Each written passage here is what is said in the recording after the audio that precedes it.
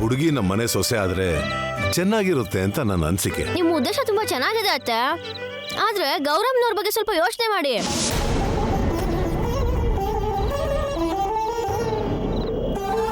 ಅವ್ರಿಗೆ ತೀರಿಸಬೇಕಾಗಿರೋ ಸಾಲದ ಬಗ್ಗೆ ಯೋಚನೆ ಮಾಡಿ. ಚೆನ್ನಾಗಿ ಯೋಚನೆ ಮಾಡಿ. ನಾನು ಒಂದು ಹುಡುಗಿನ ಸೆಲೆಕ್ಟ್ ಮಾಡಿದ್ದೀನಿ ಮಾವ. ನನ್ನಷ್ಟು ಚೆನ್ನಾಗಿಲ್ದೇ ಇರ್ಬೋದು, ಆದ್ರೆ ಆ ಹುಡುಗಿ ಸುಂದರವಾಗಿದ್ದಾಳೆ.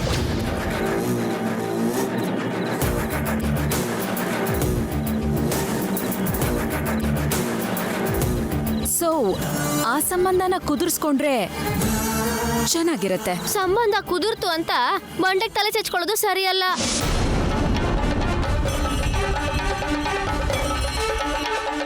ಆಮೇಲೆ ಬರೋ ತಲೆನೋವಿನ ಬಗ್ಗೆ ಯೋಚನೆ ಮಾಡಿದ್ರೆ ಒಳ್ಳೇದು ಅನ್ಸುತ್ತೆ. ಅದಕ್ಕೆ ನನ್ ಸೊಸೆನ ನಾನೇ ಸೆಲೆಕ್ಟ್ ಮಾಡ್ಕೊಂಡಿದ್ದೀನಿ.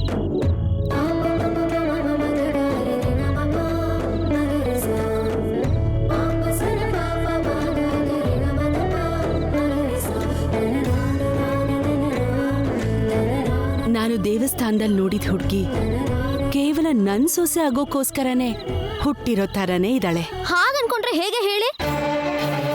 ಇವಳಿಗೆ ಮದ್ವೆ ಮಾಡ್ಬೇಕು ಅಂತ ಇರೋ ಮನೆಯನ್ನು ಕಳ್ಕೊಳ್ಳೋದು ಕರೆಕ್ಟಾ? ನನಗ್ ಕೊಡ್ಬೇಕಾಗಿರೋ 10 ಲಕ್ಷದ ಜೊತೆ ಈ ಮನೆನೂ ತಗೊಂಡು ನಿಮ್ಮೆಲ್ರನ್ನು ಬೀದಿ ಪಾಲ್ ಮಾಡ್ಬಿಡ್ತೀನಿ.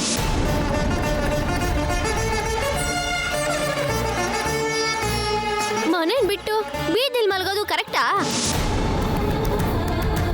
ಮನೆ ಹೋದ್ರೆ ಹೋಗ್ಲಿ, ಇಂಥ ಒಳ್ಳೆ ಸಂಬಂಧ ಕೈ ಬಿಟ್ಟು ಹೋಗೋಕೆ ಬಿಡಬಾರ್ದು. ಇಷ್ಟಕ್ಕೂ ಮನೆ ಇಲ್ಲ ಅಂದ್ರೆ ದೇವಸ್ಥಾನ ಇದೆಯಲ್ಲ, ಯಾವುದಾದ್ರೂ ಮೂಲೆಯಲ್ಲಿರ್ಬೋದು.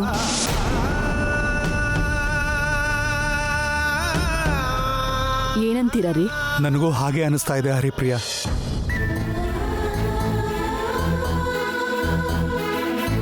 ಅದ್ಯಾಕೋ ನನಗೂ ಕೂಡ ಹಾಗೆ ಅನಿಸ್ತಿದೆ.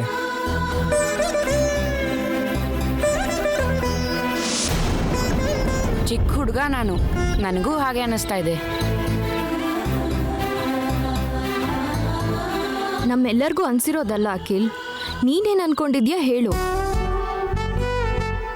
ನೀನ್ ಯಾವ ಥರ ಹುಡುಗಿನ ಮದ್ವೆ ಆಗ್ಬೇಕು ಅಂತಿದ್ಯಾ? ಮಮ್ಮಿ ಯಾವ ಹುಡುಗಿನ ತೋರಿಸ್ತಾರೋ ಅದೇ ಹುಡುಗಿನ ಮದುವೆ ಆಗ್ತೀನಿ ಅತ್ತಿಗೆ. ಅಂದ್ರೆ ಈ ಮನೆ 3ನೇ ಸೊಸೆ ಯಾರು ಅಂತ ಫಿಕ್ಸ್ ಆದಂಗೆ.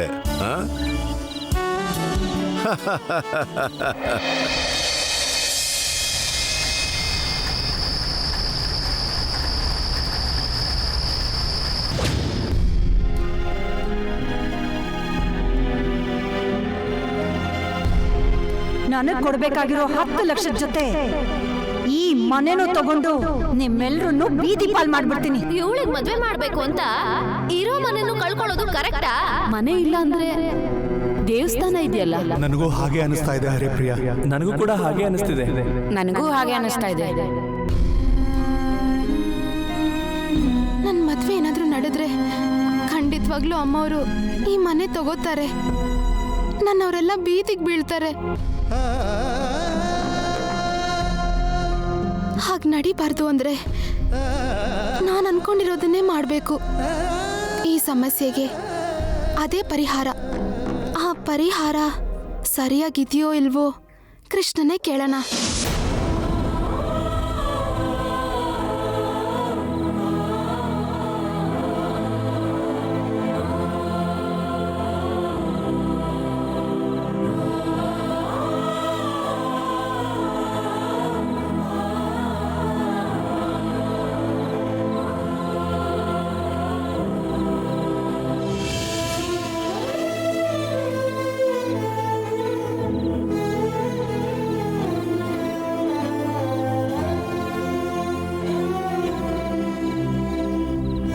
ಕೃಷ್ಣ, ನಿನ್ ಮೇಲೆ ಭಾರ ಹಾಕಿ ಈ ಕೆಲಸ ಮಾಡ್ತಾ ಇದ್ದೀನಿ.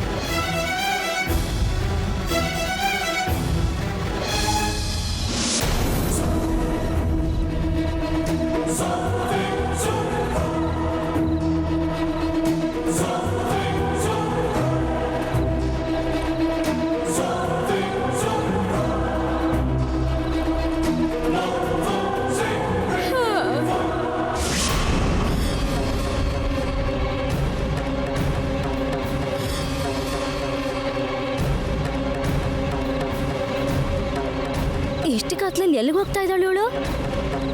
ಹೇ, ಅವಳು ಎಲ್ಲಿಗೆ ಹೋದ್ರೆ ಏನು? ಇಷ್ಟು ರಾತ್ರಿಲಿ ಹೊರಗಡೆ ಹೋಗಿ ಏನಾದ್ರೂ ಎಡವಟ್ ಮಾಡ್ಕೊಂಡ್ರೆ ಇಡೀ ಜೀವನದಲ್ಲಿ ಇವಳಿಗೆ ಮದುವೆನೇ ಆಗಲ್ಲ. ಜೀವನ ಪೂರ್ತಿ ಇದೆ ಕೊಂಪೆಲೆ ಬಿದ್ದಿರ್ತಾಳೆ, ನಮ್ಮನ್ನ ಸಾಕ್ತಾನೆ ಇರ್ತಾಳೆ.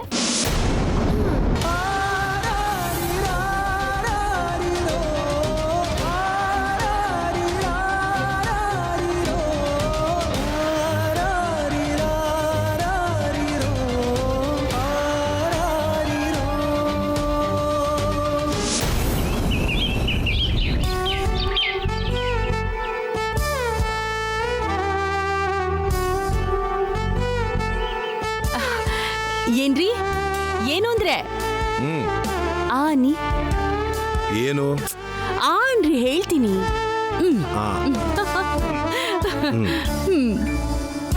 ಇದೇನು ಬೆಳಗ್ಗೆನೆ ಸ್ವೀಟ್ ಕೊಟ್ಟಿದ್ಯಾ? ಸಿಹಿ ಸುದ್ದಿ ಹೇಳೋಣ ಅಂತ.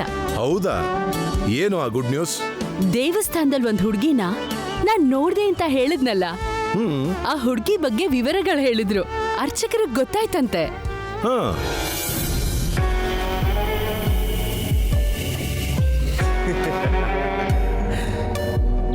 ಒಟ್ನಲ್ಲಿ ಆನಂದವರ್ಮನ್ ಹೆಂಡತಿ ಬುಟ್ಟಿಗೆ ಬಿದ್ಲು ಅಲ್ವಾ? ನೀವ್ ಪ್ಲಾನ್ ಮಾಡಿದ್ರೆ ರಿವರ್ಸ್ ಆಗಲ್ಲ ಸರ್. ಎಲ್ಲರೂ ಪಂಚಮಿ ಶುಕ್ರವಾರ ದಿನನೇ ಪ್ಲಾನ್ ಮಾಡಿದ್ದಾರೆ. ಸಪ್ತಮಿ ಭಾನುವಾರದ ದಿನಾನೇ ಹೆಣ್ಣು ನೋಡೋ ಕಾರ್ಯಕ್ರಮನ ಅರೇಂಜ್ ಮಾಡಿದ್ರೆ ನೀವು ಅನ್ಕೊಂಡದ್ದು ಅನ್ಕೊಂಡಿರೋ ಹಾಗೆ ಆಗತ್ತೆ. ಹಾಗಾದ್ರೆ ಅವ್ರಿಗೆ ಫೋನ್ ಮಾಡಿ ನಾನು ಹೇಳ್ದಾಗೆ ಹೇಳಿ. ಹಾಗೆ ಆಗಿ.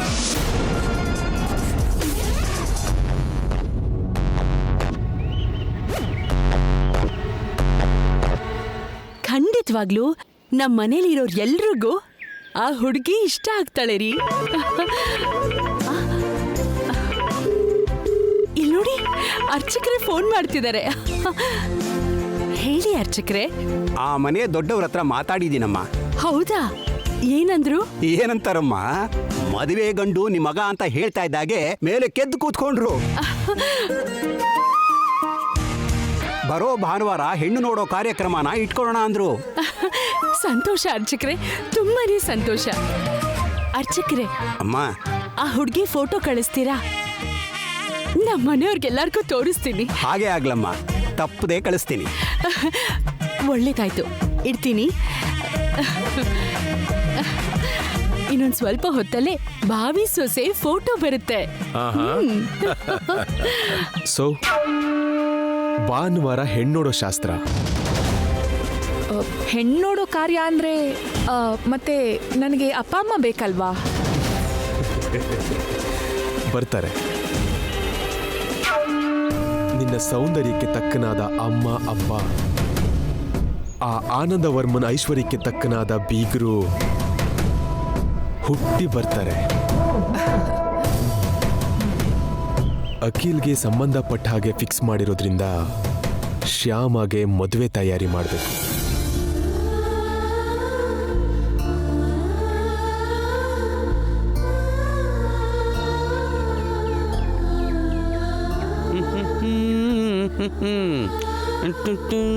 ಅಣ್ಣ, ಆಟೋ ಎಲ್ಲಿಗೋಗ್ಬೇಕಮ್ಮ? ಈ ಅಡ್ರೆಸ್ಗೆ ಹೋಗ್ಬೇಕು.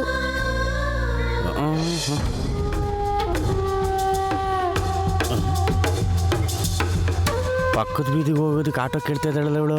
ಯಾಕೆ ಹಾಗೆ ನೋಡ್ತಾ ಇದ್ದೀರಾ? ಈ ಅಡ್ರೆಸ್ ಎಲ್ಲಿ ಅಂತ ನಿಂಗೆ ಗೊತ್ತಿಲ್ವಾ? ಗೊತ್ತಿಲ್ಲ.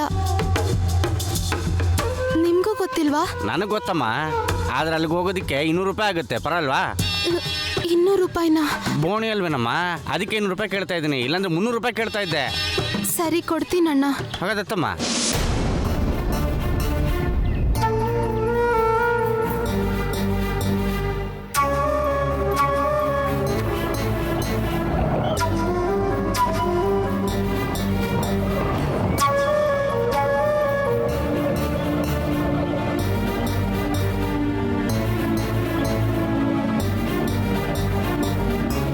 ಇದೇನಮ್ಮ ಮನೆ, ಇಳಿರಿ. ಇಷ್ಟು ಹತ್ರನಾ? ಹೌದು. ಮತ್ತೆ 200 ರೂಪಾಯಿ ಕೇಳಿದ್ರಿ? ಈ ಊರಲ್ಲಿ ಅಷ್ಟೇ ಕಣಮ್ಮ, ದುಡ್ಡು ಕೊಡಿ.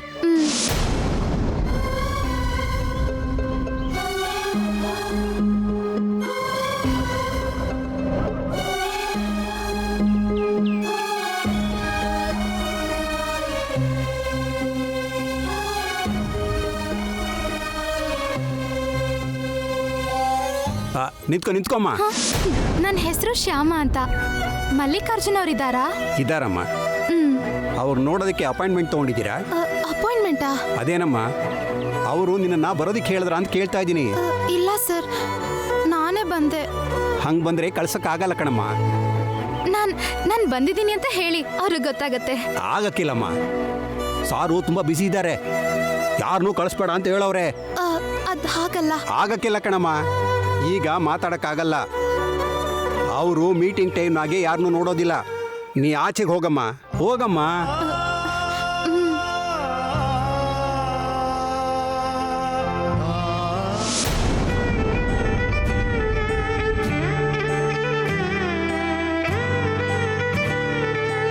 ಬಾರಯ್ಯ ಮದುವೆ ಗಂಡು.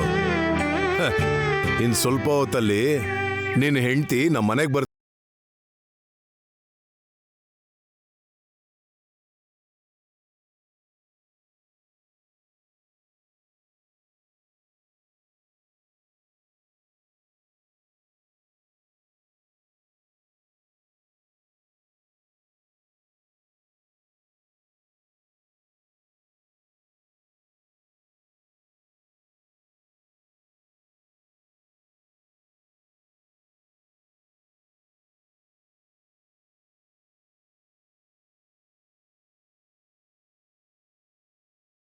ಮಕ್ಕಳ, ಇವತ್ತು ಸ್ಕೂಲ್ಗೆ ನಿಮ್ಮನ್ನ ಡ್ರೈವರ್ ಕರ್ಕೊಂಡು ಹೋಗ್ತಾನೆ. ಅವನ ಜೊತೆ ಹೋಗಿ, ಓಕೆನಾ? ಡ್ರೈವರ್ ಯಾಕೋ? ದಿನ ನೀನೇ ತಾನೇ ಕರ್ಕೊಂಡು ಹೋಗ್ತಿದ್ದು. ಆ ನಕಲಿ ಕೇಸಿಗೆ ಸಂಬಂಧಪಟ್ಟ ಹಾಗೆ ಏನೋ ಮಾತಾಡಬೇಕು, ಸ್ವಲ್ಪ ಸ್ಟೇಷನ್ಗೆ ಬನ್ನಿ ಅಂತ SI ಫೋನ್ ಮಾಡಿದ್ರು. ಹಾಗಾದ್ರೆ ಮಕ್ಕಳನ್ನ ನಾನು ಕರ್ಕೊಂಡು ಹೋಗ್ತೀನಿ ಅಣ್ಣ, ನೀವು ಹೋಗಿ ಆ ಕೆಲಸ ನೋಡಿ. ನೀನು ಆ ಆಡಿಟರ್ನ ಮೀಟ್ ಮಾಡ್ಬೇಕಲ್ಲೋ? ಆಲ್ರೆಡಿ ವೆಯ್ಟ್ ಮಾಡ್ತಿದ್ದಾರೆ, ಫೋನ್ ಕೂಡ ಮಾಡಿದ್ರು. ಹೌದಲ್ವಾ? ಹಾಗಾದ್ರೆ ಇವತ್ತು ಡ್ರೈವರ್ ಕರ್ಕೊಂಡು ಹೋಗ್ತಾನೆ ಬಿಡ್ರಪ್ಪ. ನೀವು ನಿಮ್ ಕೆಲ್ಸಗಳು ನೋಡ್ಕೊಳ್ಳಿ. Okay daddy. ಅಖಿಲ್, ಬೇಗ ಕೆಲಸ ಮುಗಿಸ್ಕೊಂಡು ಬಂದ್ಬಿಡು. ಯಾಕತ್ತಿಗೆ? ಯಾಕೆ ಅಂತಿದ್ಯಲ್ಲ, ಅರ್ಚಕರು ಫೋಟೋ ಕಳಿಸ್ತೀನಿ ಅಂದಿದಾರಲ್ವಾ, ನೋಡೋದಿಲ್ವಾ ನಿನ್ ಬಾವಿ ಹೆಂಡ್ತಿನ?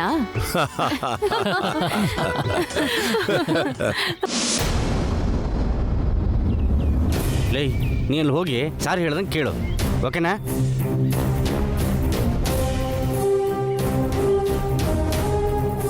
ಲೈ, ನಿಂಗೆ ಸಾಯಂಕಾಲ ಸಿಗ್ತೀನಿ, ಹೊರಡು. ಈ ಹುಡುಗಿ ಇಲ್ಲಿ ಬಂದಿದ್ದಾಳೆ, ಬಾಸ್ ನೋಡಕ್ ಬಂದಿದ್ದಾಳ?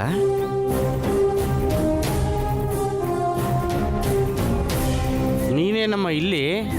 ಮಲ್ಲಿಕಾರ್ಜುನವ್ರನ್ನ ನೋಡಕ್ ಬಂದೆ, ಒಳಗಡೆ ಹೋಗಕ್ಕೆ ಬಿಡ್ತಿಲ್ಲ. ಯಾವುದೋ ಮೀಟಿಂಗ್ ನಲ್ಲಿದ್ದಾರೆ ಅಂತ ಹೇಳಿದ್ರು, ಯಾರನ್ನು ಕಳಿಸ್ಬೇಡ ಅಂದಿದಾರಂತೆ. ಓ, ಒಂದು ನಿಮಿಷ ರಮ್ಮ, ನಾ ಕೇಳ್ತೀನಿ. ಭಾನುವಾರ ದಿವಸ ಹೆಣ್ಣು ನೋಡೋ ಕಾರ್ಯಕ್ರಮ ಆದ ಹಾಗೆ.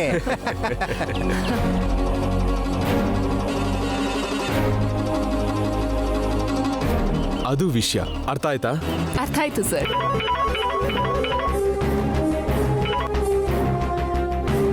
ಹಲೋ ಸರ್,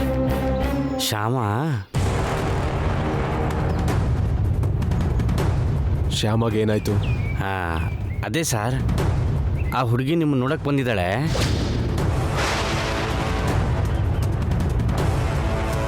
ನಮ್ಮ ವಾಚ್ಮೆನ್ ಒಳಗಡೆ ಬಿಡ್ಲಿಲ್ವಂತೆ, ಆಚೆ ಕಡೆ ವೆಯ್ಟ್ ಮಾಡ್ತಾ ಇದ್ದೆ. ಓಕೆ, ನೀನು ಒಳಗೆ ಕರ್ಕೊಂಡು ಬಾ. Okay sir. ಬಾಮ್ಮ. Watchmen, watchmen.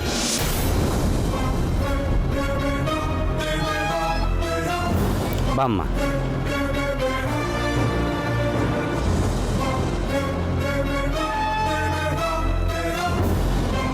ಇಮಿಡಿಯೇಟ್ ಆಗಿ ಮೇಲ್ ಹೋಗಿ, ನಾನು ಕರೆಯೋವರೆಗೂ ಹೊರಗೆ ಬರಬೇಡಿ. ಏನಾಯ್ತು ಸರ್? Do what I say.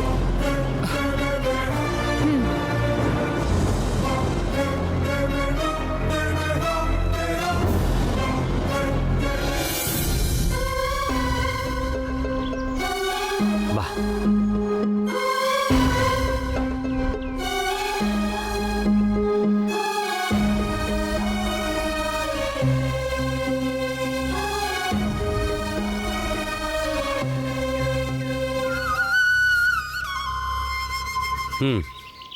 ಬಾ ಶ್ಯಾಮ, ಚೆನ್ನಾಗಿದ್ಯಾ?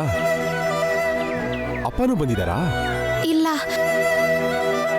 ನಾನೊಬ್ಳೇ ಬಂದಿದ್ದೀನಿ. ಹೌದಾ? ಬಾ ಕೂತ್ಕೋ.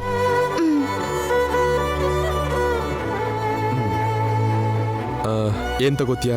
Coffee, tea? ಏನು ಬೇಡ, ನಿಮ್ ಜೊತೆ ಸ್ವಲ್ಪ ಮಾತಾಡ್ಬೇಕಿತ್ತು. ಹೇಳು. ಅದು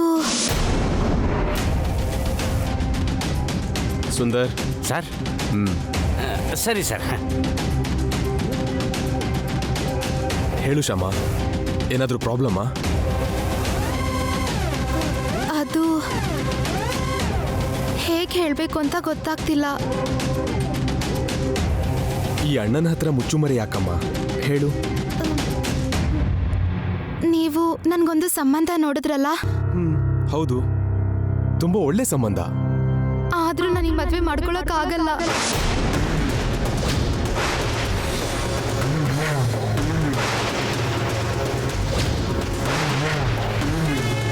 ಇದೇನು ನನ್ನ ಪ್ಲಾನ್ ಎಲ್ಲ ಉಲ್ಟಾ ಆಗ್ತಿದ್ಯಲ್ಲ? ನೀವೊಂದು ಒಳ್ಳೆ ಮನ್ಸಿನಿಂದ ನನಗೆ ಸಂಬಂಧ ತೋರಿಸಿದ್ರಿ.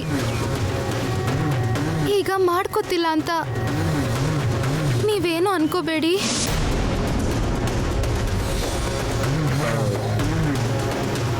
ಯಾಕೆ ಮಾಡ್ಕೋಬಾರ್ದು ಅನ್ಕೋತಿದ್ಯಮ್ಮ? ನಿನ್ಗೆ ಆ ಹುಡುಗ ಇಷ್ಟ ಇಲ್ವಾ? ಇಲ್ಲಿ ಇಷ್ಟ ಆಗೋದು ಆಗದೆ ಇರೋದು ಸಮಸ್ಯೆ ಅಲ್ಲ. ಮತ್ತೇನ್ ಸಮಸ್ಯೆ? ನನ್ನ ತಮ್ಮನ ಆಪರೇಷನ್ಗೋಸ್ಕರ ನಾವು ಗೌರಮ್ನವ್ರ ಹತ್ರ ಸಾಲ ಮಾಡಿದ್ವಿ. ಆ ಸಾಲ ತೀರೋವರೆಗೂ ನಾನು ಅವ್ರ ಮಗಳ ಜೊತೆ ಪ್ರೋಗ್ರಾಮ್ಸಿಗೆ ಬರ್ತೀನಿ ಅಂತ ಗೌರಮ್ನವರಿಗೆ ಮಾತು ಕೊಟ್ಟಿದ್ದೀವಿ. ಈಗ ನಾನು ಮದುವೆ ಮಾಡ್ಕೊಂಡು ಹೊರಟು ಹೋದ್ರೆ ಅವ್ರಿಗೆ ಕೊಟ್ಟ ಮಾತನ್ನ ಉಳಿಸ್ಕೊಳಕ್ಕಾಗಲ್ಲ. ಅದಕ್ಕೆ ಆ ಸಾಲ ತೀರೋವರೆಗೂ ಮದುವೆ ಮಾಡ್ಕೋಬಾರ್ದು ಅನ್ಕೊಂಡಿದ್ದೀನಿ. ಆ ಸಾಲ ಎಷ್ಟು ಹೇಳಮ್ಮ, ನಾನು ತೀರಿಸ್ತೀನಿ. ನಮ್ಮ ಸಾಲ ನೀವ್ಯಾಕೆ ತೀರಿಸ್ತೀರಾ?